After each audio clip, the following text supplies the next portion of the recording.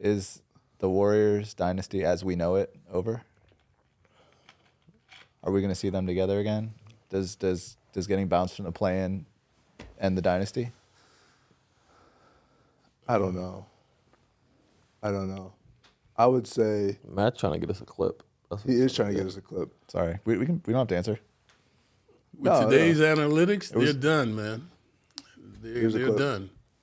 With today's analytics, they're going to look at the analytics and say, hey, man, we got to move on. We got to change this team.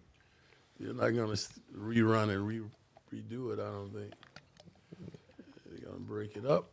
I would say yes, but if there was a team to like say like, all right, we want to give these guys like a proper way out. We want to retire them Warriors, and I mean that's another way to do it For sure. because they've obviously done so much for what they are now. Like they're the number one team in revenue-wise or whatever, most expensive NBA team, whatever. So Yeah, I think it all depends on like what. what they want to do. Like, Yeah. There's no complete answer. If it was any other team that like obviously didn't do what they did, they'd be done. Right. But they won 4 chips. Like you gotta kind of respect that. Give them a nice soft landing. I mean, makes sense. Best team in the modern era. For sure. And the front office deserves a shout out too. I feel like their front office is one of the greatest front offices in the modern era too, not just the But players. the guy who did that is gone. I would say Really on TV vibing. I would say that's the reason why he left. Because maybe not coming to an end, but like he probably didn't want to make that decision. That's a tough decision to make. Yeah. Yeah. I mean, he made a good decision. It's a tough It's decision to make. business, Sitting in the though, booth man. It's instead of- business, I know man. it's business, watch but that's why maybe that's a reason why he was like, I'm out. It's Yeah. business, man.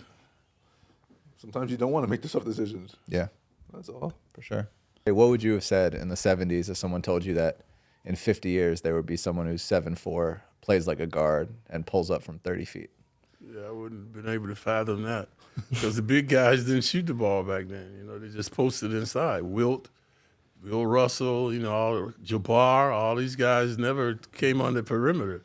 So I would have never seen the game evolve in that way. And the plus two today, the size of the players, you know, what they can do, man. 6'10", 6'11", they are doing that, what we were doing at 6'3" and 6'4". So it's been an incredible change to the game.